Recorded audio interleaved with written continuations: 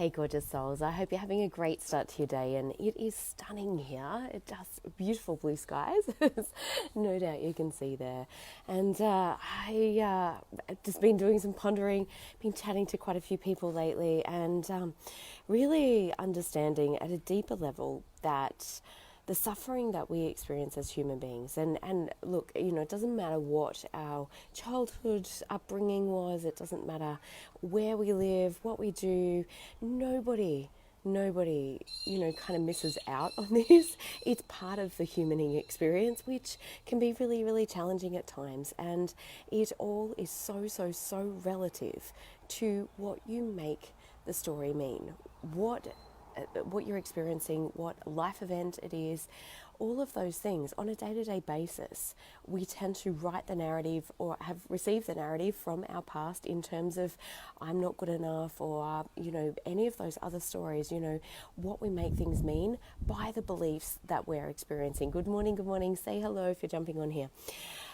So just as an example, for some people, if they're exhausted, if they're tired and they're feeling that they haven't got the energy to do stuff and therefore they're laying on the lounge, this is just a really basic example of the suffering that we produce for ourselves by not questioning our thoughts, by not questioning the narrative. And I'll explain why that happens in a second, but a really base example. Hey Helen, great to have you on, honey.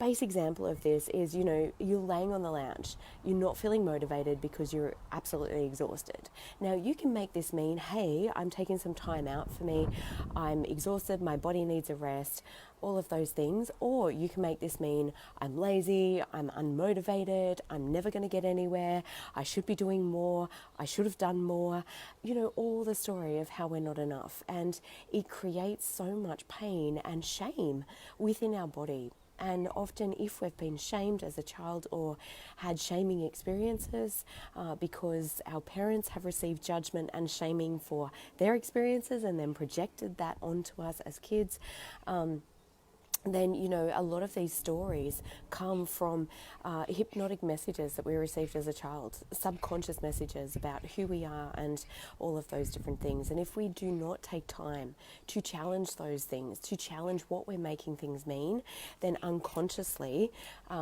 our mind goes back to the past. It thinks about something that, and this all happens in a nanosecond, less than a second. And the challenge is that the subconscious mind reacts 5 seconds faster than what the conscious mind can think. And this is where we kind of push a little bit of an uphill battle around some of this stuff because your body is already experiencing the feelings associated with the story that your subconscious has gone and made that be. See, I told you how I'm not good enough. See, I told you how I'm failing. Or see, how I told you how, I always do this, or people always do this to me, or life is always hard or is always a struggle. Now, I don't mean to sound negative, but often we can have a lot of those unconscious thoughts kind of going around internally and not actually realizing that it is just a narrative, it's just an old story, and you get to choose to overcome that, you get to choose to write a new story, and you get to choose to question what you make things mean on a day-to-day basis. And at the end of the day, if you are suffering, if you are not feeling happy, then have a look at what you're making things mean. If you feel like, you haven't got on top of the housework or you were running late, what are you making that mean? What is the story that you're telling yourself about yourself? Or just even, another random example could be somebody else is having a really hard day and, they project something onto you, or they're angry or they're upset or they've said something to you, or they're projecting their own rules about who you should be or how you should be based upon their belief system. And now you're making that mean something about you and taking it really personally. And it is a challenge, particularly in an intimate relationship, particularly in any relationship. The closer that somebody is, the greater influence or impact they tend to have on us, because the more unconsciously we can tend to believe that we need their love, that we need their approval. And so it can be very painful, particularly if you do not have a rock solid self-love and self-belief and know who you are clearly and know what your intent is, then often it can send us spinning in doubt and confusion. And the way that we interact, just even on an energetic level, and if you are even the slightest bit sensitive, you will feel these disappearing there for a second. You'll feel these energies playing out. And from all that I've studied around human design, which is having calls and everything come through, is a really beautiful way of really understanding how the energy interface plays out in your system, can really help you to understand what is yours and what's not yours, because often if we've had that happening for a lifetime, then it can be really hard to sometimes separate what is somebody else's stuff and what is your own stuff. And that's honestly, like, where relationships can get very entangled and very enmeshed, and it can be more difficult to really separate your own stuff and go, hang on, I'm responsible for this. What am I making this mean, or what am I making this mean about the other person?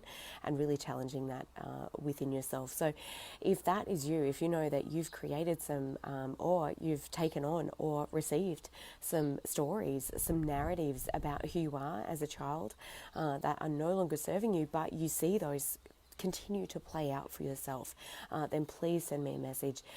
Let us have a conversation, see if and how I might be able to help you, because I promise these are continuing stories that need to be healed, that need to be challenged, and having the skills and the tools in how to overcome the story that we've created or the meaning that we're making about things, because I can promise, unfortunately, those things, those patterns will continue to play out, because life loves us so much that it keeps presenting us with opportunities to have a look at those things. And when we keep receiving those painful messages, often unconsciously we want to avoid, we want to suppress, we want to push down, we go into other coping mechanisms and behaviors like perfectionism, overworking, alcoholism, smoking, drinking, overspending, all of the things that do not serve us.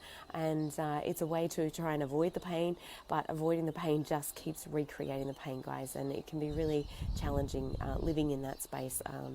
Certainly from years and years of doing my own internal healing work and continuing to challenge the narrative, to continue to challenge the stories that I tell myself about what I'm making things mean. Because at the end of the day, like I said, you can create the meaning just from that base example of somebody's having a really tough day, and oh my gosh, how could I share love and compassion perhaps with that person, or perhaps I just need to leave that circumstance and just love them from afar, or am I beating myself up for resting when truly I'm actually taking care of my body and honoring myself and valuing and respecting myself at a deeper level, or am I beating myself up for feeling lazy and I should have got all these other things done? So send me a message if that really resonates with you, or if you've got other people in your life. Hey Sandra, great to have you on. If you have other people in your life that that this is really impacting, or perhaps they've picked up some stories maybe from you or from somebody else, and I say that with love, of course. We're all evolving, we're all growing, and sharing this with somebody that you love that could really help them to really start to challenge some of those thoughts or some of those beliefs. And like I said, often they're very, very unconscious. Often we truly, honestly believe the truth of those stories, and they're just not true. And but it's painful, and we suffer when we really do believe them. So have an amazing day, guys. Loads of love to you, and so much gratitude. Thanks so much for being on here. And if this has impacted you, please, in a positive way, of course, please love, or share this with somebody that you really care about and love as well. Have a great day. Bye for now.